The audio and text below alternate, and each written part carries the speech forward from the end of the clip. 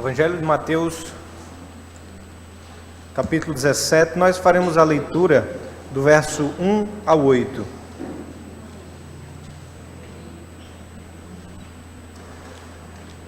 Diz assim a palavra do nosso Deus: 6 dias depois, Jesus tomou consigo Pedro e os irmãos Tiago e João e os levou, em particular, a um alto monte.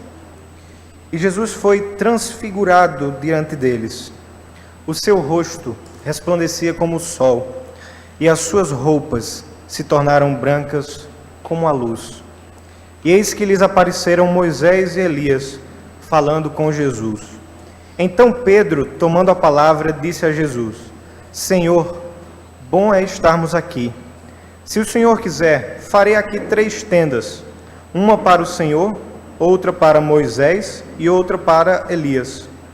Falava ele ainda, quando uma nuvem luminosa os envolveu. E eis vindo da nuvem uma voz que dizia: Este é o meu Filho amado, em quem me agrado. Escutai-o. Ao ouvirem aquela voz, os discípulos caíram de bruços, tomados de grande medo. Jesus aproximou-se e tocou neles, dizendo: Levantem-se e não tenham medo. Então eles, levantando os olhos, não viram mais ninguém, a não ser Jesus. Vamos mais uma vez orar, e que você possa orar ao Senhor, pedindo que Ele possa falar ao seu coração nessa noite, através da sua palavra revelada. Todos nós precisamos e carecemos ouvir a voz do Senhor, e que Ele possa, sim, tranquilizar nossa mente e nosso coração, para que a sua palavra, de fato, encontre guarida no nosso coração e na nossa mente. Oremos. Senhor Deus, nesse momento do culto, nós temos o privilégio, Senhor, de poder ouvir a Tua voz. Que essa mensagem da parte do Senhor, Deus, possa de fato tocar no nosso coração, remover, ó Deus, barreiras, Deus, nos levar a quebrantamento espiritual e a contemplarmos a Tua majestade e a Tua grandeza.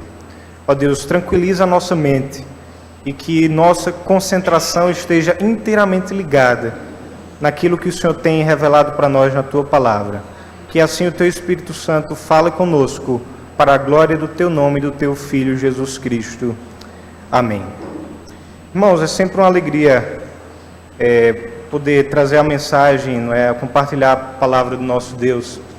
E nós temos diante de nós nessa noite uma passagem que relata um acontecimento extraordinário no ministério de Jesus Cristo, que é o episódio da transfiguração do Senhor Jesus. É verdade que é um episódio que muitos contestam, há diversos debates teológicos, mas apesar disso, um evento que é talvez um dos pontos altos da autorrevelação de Jesus Cristo ao seu povo, aos seus discípulos. Embora o texto não nos informe, provavelmente essa transfiguração aconteceu no Monte Hermon, como muitos dos historiadores afirmam. E por que Jesus foi para aquele monte onde ocorreu a transfiguração? Para isso nós precisamos olhar um pouco o contexto e tentar entender o motivo ou a razão de Jesus Cristo estar ali. O Evangelho de Lucas, que relata também essa passagem de forma paralela, vai dizer lá em Lucas 9:29 que Jesus estava orando. Ele foi para o monte orar. A essa altura dos acontecimentos do ministério de Jesus, ele já estava no caminho que o conduziria à morte no Calvário. No capítulo anterior de Mateus 16, no versículo 21, diz assim: Desde então, começou Jesus a mostrar aos seus discípulos que convinha ir a Jerusalém e padecer muitas coisas dos anciãos e dos principais dos sacerdotes e dos escribas, e ser morto e ressuscitar ao 3º dia. Então ele já havia declarado aos seus discípulos que ele deveria ir para Jerusalém para sofrer e ser morto. Então Jesus Cristo, diante dessa trajetória que ele deveria tomar até Jerusalém, ele precisava se certificar, além de qualquer dúvida que pudesse existir, de que ele de fato estava fazendo aquilo que Deus queria que ele fizesse. E aqui nós vemos então o próprio Deus encarnado, ele indo a um monte para se conectar com a vontade de Deus, para estar na presença do Pai, porque ele precisava ter a certeza de que ele estava fazendo aquilo para o qual ele tinha vindo à terra, que era sofrer e morrer. E todo passo que Jesus dava era conectado com a vontade de Deus. Ele foi àquele monte fazer uma simples pergunta ao Senhor, ao Deus Pai: eu estou fazendo a tua vontade mesmo ao me dirigir para Jerusalém? E o primeiro versículo nos informa que ele levou consigo 3 discípulos, o círculo mais íntimo dos discípulos de Jesus. Se você ainda está com a Bíblia aberta, eu sugiro que você mantenha aberta onde nós lemos.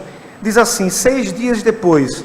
6 dias depois de quê? Exatamente de ele ter declarado que ele iria morrer em Jerusalém. Jesus tomou consigo Pedro, Tiago e João. Então, como estava o coração dos discípulos naquele momento? Os discípulos, depois de ouvirem essas palavras de Jesus Cristo sobre sofrimento, sobre morte, eles estavam com o coração tristes, abatidos, perplexos, porque eles não haviam entendido ainda qual era o real propósito da vinda do Messias, que ele era o servo sofredor, que ele veio à terra justamente para morrer, ser crucificado e ser ressuscitado ao 3º dia. Eles ainda entendiam, eles concebiam a vinda do Messias como um rei terreno que iria livrar o povo judeu do Império Romano, que estava ali afligindo aquele povo. E eles concebiam Jesus Cristo, ou o Messias que viria, como esse líder terreno, guerreiro, não servo sofredor. Por isso, quando Jesus Cristo trouxe palavras de sofrimento, de morte, o coração deles ficou perplexo. Provavelmente, eles pensavam que aquilo que lhes esperava no horizonte era apenas vergonha, dor, sofrimento, e tudo o que eles estavam passando com Jesus Cristo redundaria na mais negra vergonha e no mais negro sofrimento para eles. E isso acabaria por aí.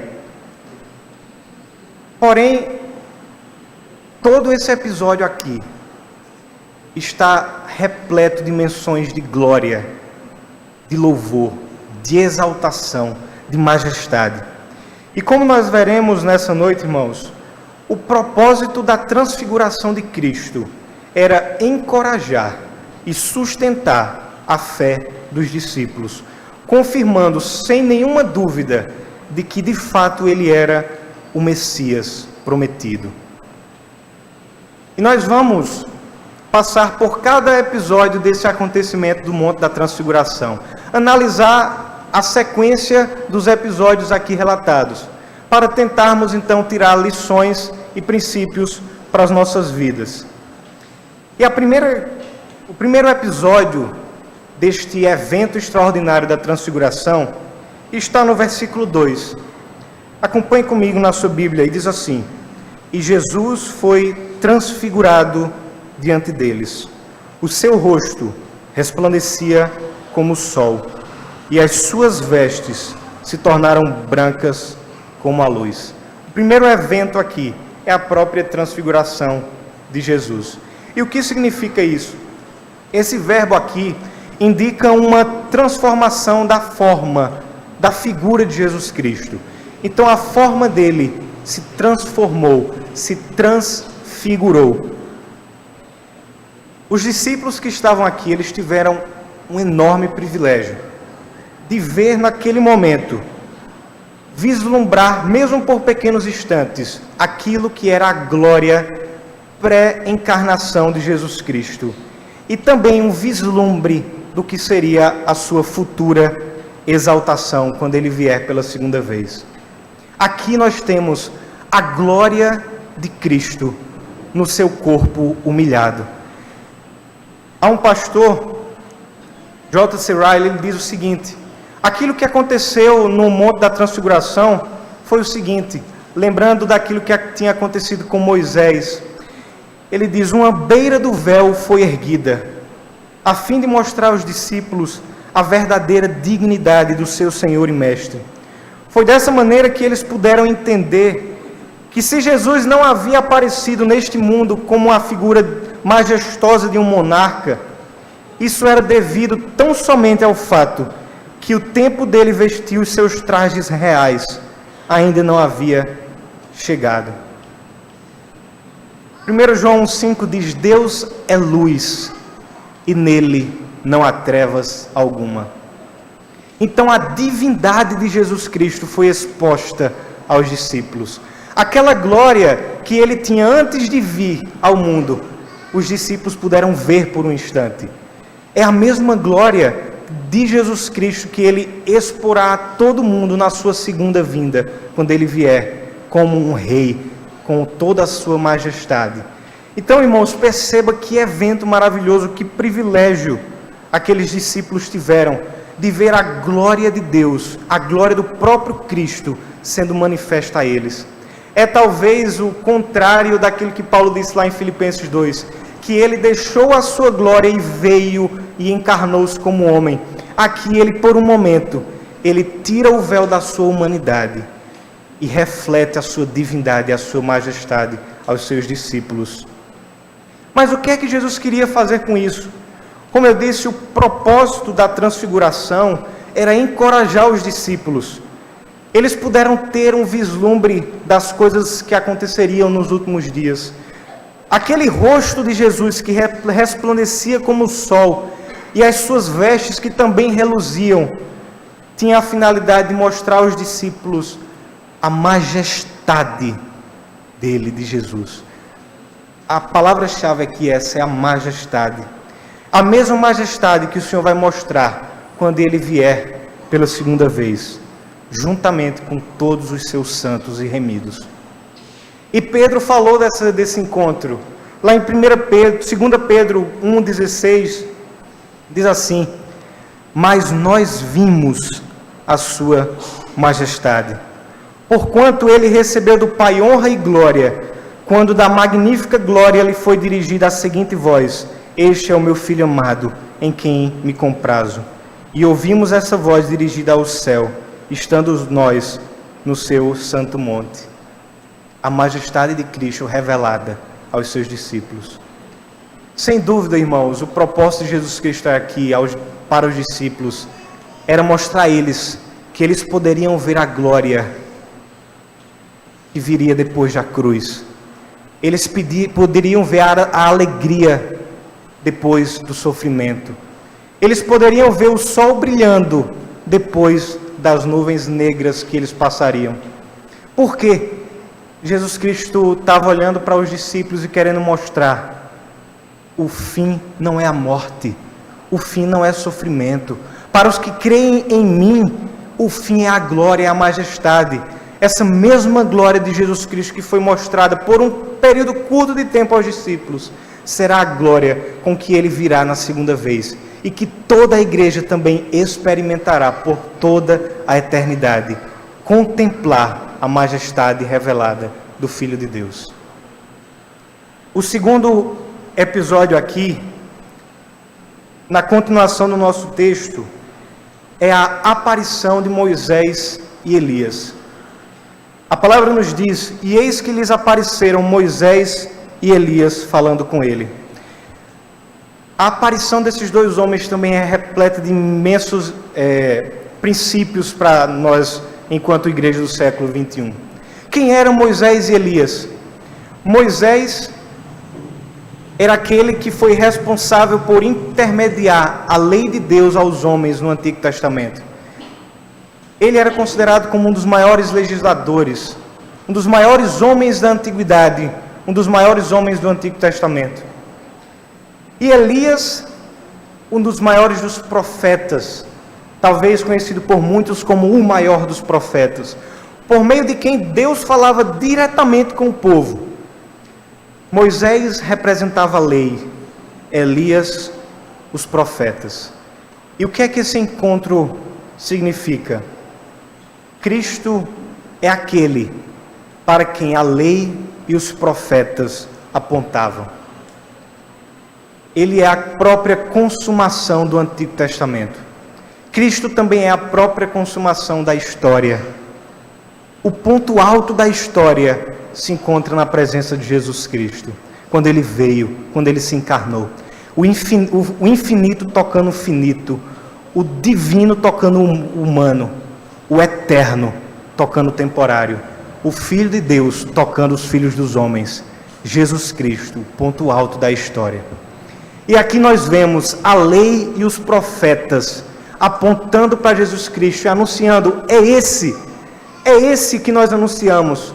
Nós sustentamos a sua vinda, mas aqui está Ele. E eles se encontram nesse episódio tão maravilhoso da transfiguração.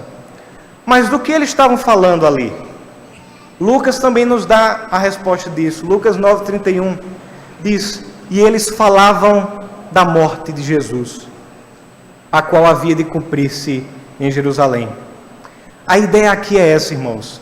As maiores figuras da história de Israel se aproximando de Jesus Cristo, enquanto ele se preparava para sair na sua mais importante viagem, e dizendo a Jesus Cristo: você está no caminho certo, o seu trajeto está correto, deve ir para Jerusalém, para o Calvário. Moisés e Elias ratificando aquilo que Jesus Cristo deveria fazer. A lei e os profetas dizendo: esse é o caminho é o sofrimento, é a morte, pode seguir. Porque todo o Antigo Testamento aponta para Jesus Cristo. E toda a Bíblia nós temos que olhar com essa perspectiva.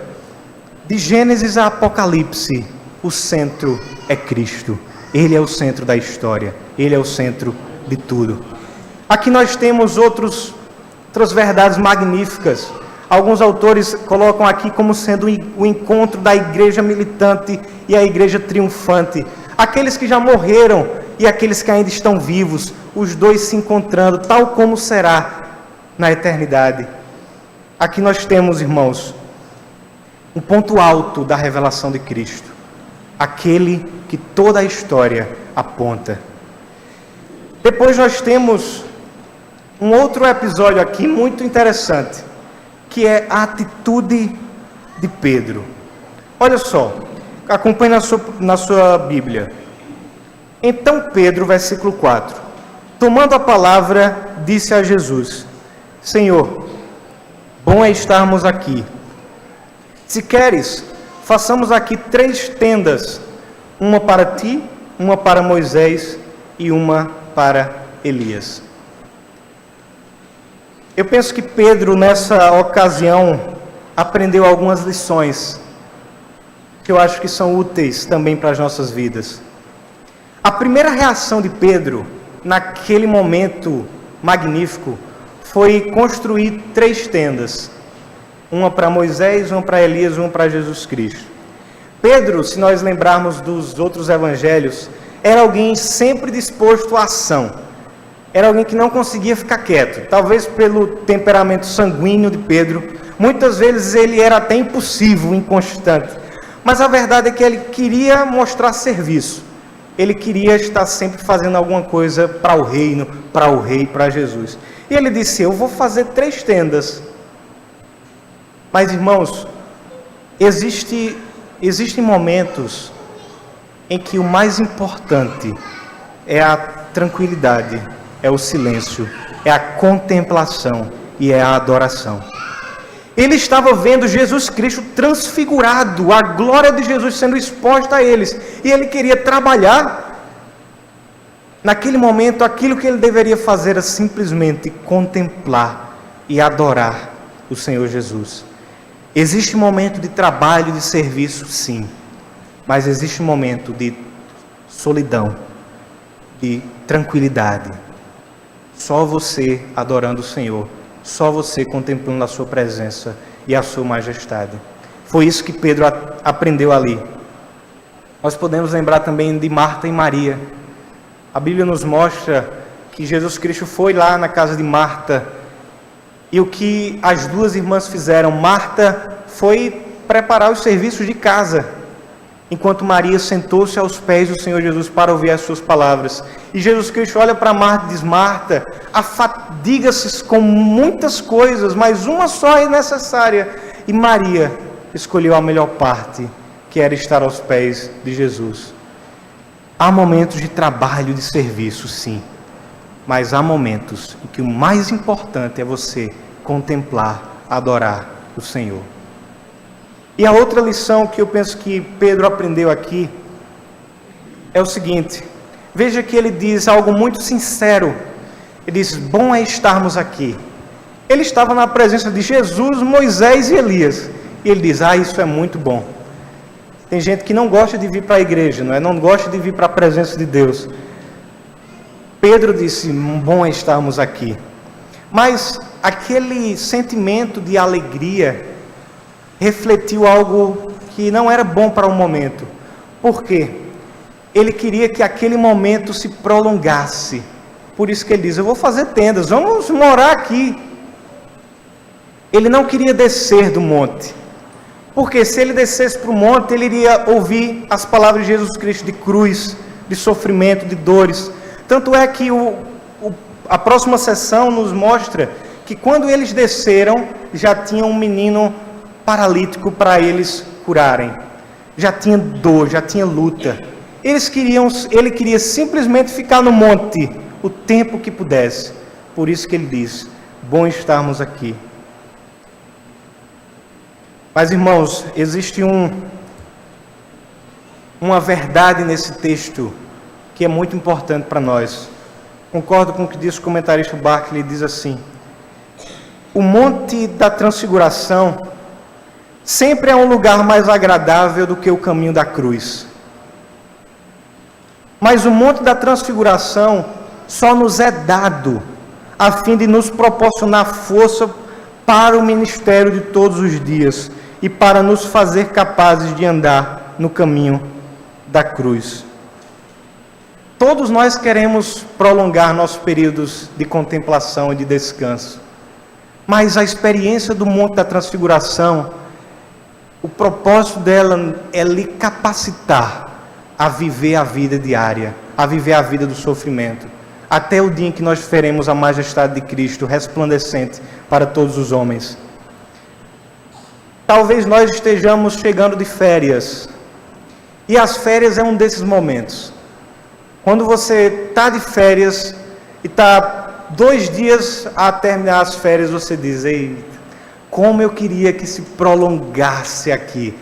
Eu queria muito estar numa piscina, eu queria estar na praia, eu queria estar com meus familiares, eu queria estar descansando, assistindo TV, eu queria estar fazendo o que eu quero, sem ter as responsabilidades do trabalho. Eu estou voltando às férias, eu senti isso. Como está bom aqui, como está bom o descanso. Mas amanhã tem luta. Amanhã pode ter sofrimentos. Mas o propósito do Monte da Transfiguração, o propósito desses momentos que você tem a sós com Deus, é lhe dar força para viver o sofrimento de cada dia, o ministério da cruz, as dores que aparecem, as notícias ruins que vêm. Se você estiver repleto dessa majestade que vem do Senhor, através dos seus momentos com Deus, do seu Monte da Transfiguração, você vai poder descer e vai enfrentar as lutas e as dores. Esse é o ensinamento que o Senhor quer nos dar. Há ainda um outro episódio nesse Monte da Transfiguração. A voz de Deus Pai. Diz assim a palavra do nosso Deus. E estando ele ainda a falar, eis que uma nuvem luminosa os cobriu. E da nuvem saiu uma voz que dizia, este é o meu filho em quem me comprazo, escutai-o. Esse propósito de Pedro de fazer 3 tendas, na verdade parecia que ele queria colocar Jesus Cristo, Elias e Moisés no mesmo patamar.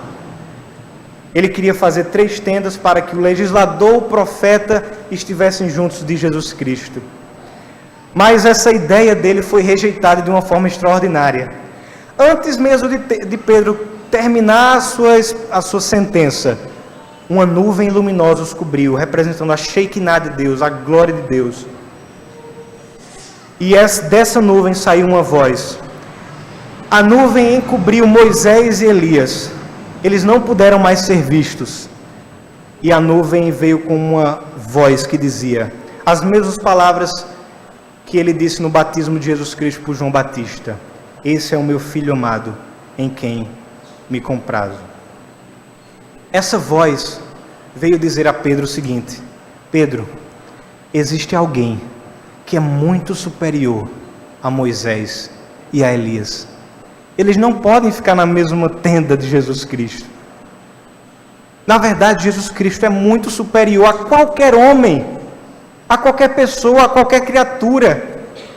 Nós temos aqui um relato, o próprio Deus Pai reconhecendo que Jesus Cristo é infinitamente superior a qualquer criatura que já passou por essa terra. Só Ele é o Filho amado em quem Jesus se compraz, em que Deus Pai se compraz. Queridos, os homens, nos seus melhores momentos, nas suas obras mais grandiosas, continuam sendo homens. Moisés continua sendo homem. Elias continua sendo homem. Todos eles precisam de um Salvador. Marta e Maria, homens, seres humanos, precisam de um Salvador. Todos nós precisamos do mesmo Salvador, que é Jesus Cristo. Elias foi uma pessoa usada, mas apenas homem. Cristo é muito maior do que qualquer um deles. Ele é o Salvador, para quem a lei e os profetas apontam. Ele é o sumo sacerdote. Ele é o Rei dos Reis. Ele é o maior dos profetas. É Jesus Cristo. Moisés, ele passou por um momento também que houve algo parecido com essa luz, essa glória. Êxodo 34 diz que quando ele desceu do monte, quando ele se encontrou com Deus, o rosto dele também resplandecia luz, e ele teve que colocar o véu. Mas há uma diferença aqui. A luz que Moisés refletia não era dele, era de Deus. Mas Jesus Cristo reflete uma luz própria, porque Ele é Deus. Deus é luz, Jesus Cristo é luz. Ele é da mesma essência, substância e forma do Deus Pai. E Ele é infinitamente superior a qualquer homem. O pastor J.C. Ryle diz algo muito interessante. Ele diz assim: Moisés e Elias foram grandes homens em sua época. Porém, Pedro e os outros dois apóstolos precisavam lembrar novamente que quanto à grandeza, à natureza, à dignidade e ao ofício, eles estão muito abaixo de Jesus. Cristo é o verdadeiro sol. Eles foram apenas os planetas que refletiram a sua luz. Ele é a raiz. Eles foram apenas os ramos, dependentes da raiz. Ele é o Senhor. Eles foram apenas os servos. A bondade deles era toda derivada, mas a de Cristo era sua, era própria, era original. Moisés e os profetas, como homens santos, merecem honra. Mas se os discípulos desejam ser salvos, devem ter unicamente a Cristo como Messias e dar a glória somente a Ele.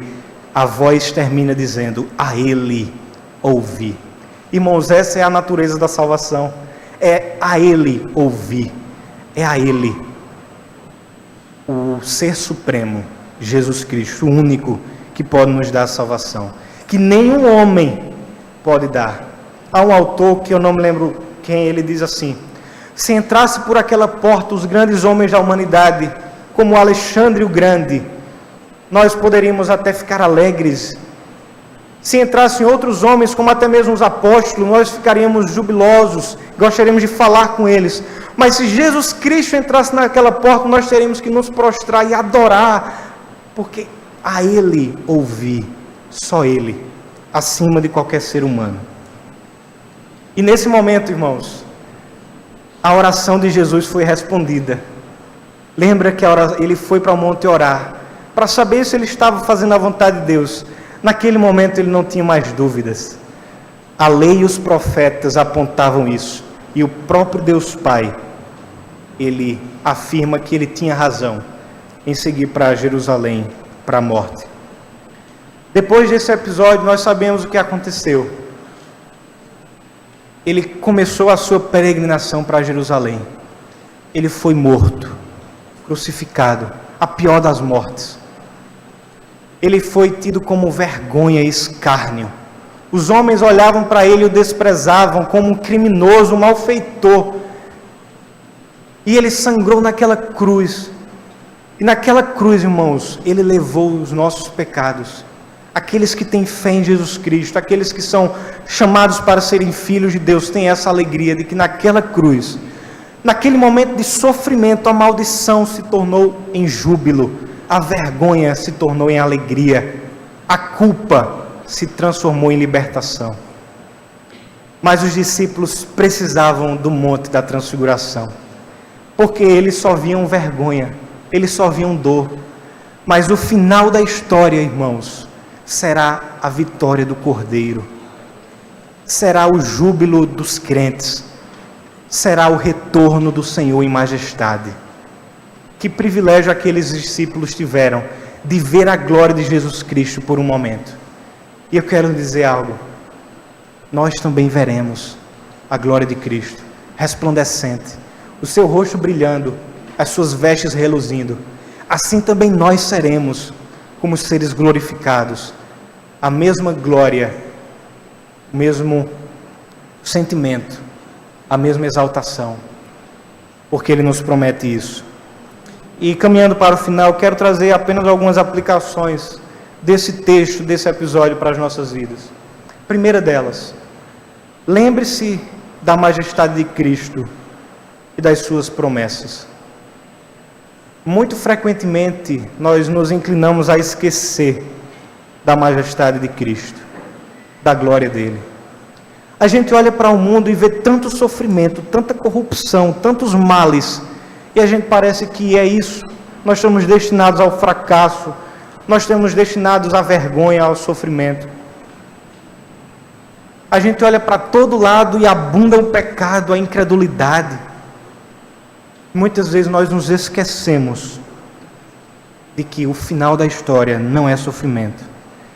Quando vierem essas dúvidas para a sua mente, leia novamente o Monte da Transfiguração. Você vai ver a glória de Jesus Cristo, o seu rosto brilhando. Para Jesus e para todos quantos nele confiam, está reservada uma glória especial. Suporte a sua cruz, porque no final será glória. Uma outra aplicação, irmãos: separe tempo no seu dia a dia para contemplar e adorar o Senhor. A gente vive tão atarefado, tão estressado, que a gente não tem tempo de meditar. Na verdade, eu acho que até a gente tem tempo. Separe esse período no seu dia para contemplar. Você trabalha muito, você faz muitas coisas, mas você tem meditado, você tem adorado o Senhor. Separe tempo para fazer isso. Tem pessoas que gostam de ir para um monte, não é? Como se fosse imitar o Monte da Transfiguração. O ponto aqui não é o local, não é o monte em si. O ponto aqui, a chave, é o que está lá no versículo 1, diz assim: e os levou em particular. Esse é o ponto, em particular. Separe momentos para você ter a experiência de solidão com o Senhor. Porque, sabendo desse momento, cheios dessa luz que brilha no seu coração, você vai conseguir enfrentar as dores e os sofrimentos. E por fim, não sei se você já experimentou essa alegria que é conhecer Jesus Cristo. Se você já se rendeu aos seus pés. Quero lhe dizer essa noite, hoje é dia de salvação. Hoje é dia de nós voltarmos ao Senhor Jesus e à sua majestade. Você pode procurar salvação em qualquer lugar, em qualquer pessoa, você não vai encontrar, porque lembrando das palavras do próprio Pedro, só Ele tem as palavras de vida eterna, só Cristo, só Ele tem a majestade que pode inundar esse mundo inteiro com glória, a glória do próprio Deus, a luz que flui do próprio Deus. Arrependa-se dos seus pecados, ore ao Senhor, para que você possa experimentar também essa alegria de ver a majestade de Jesus Cristo. Eu tenho a certeza que em fé Ele poderá acompanhá-lo e lhe mostrará aquilo que há na presença de Deus, que são delícias perpetuamente, que é a alegria verdadeira, que é paz, que é libertação de pecados. E um dia você também estará compartilhando da visão maravilhosa da majestade de Jesus Cristo. Amém, irmãos? Vamos orar para encerrar esse momento.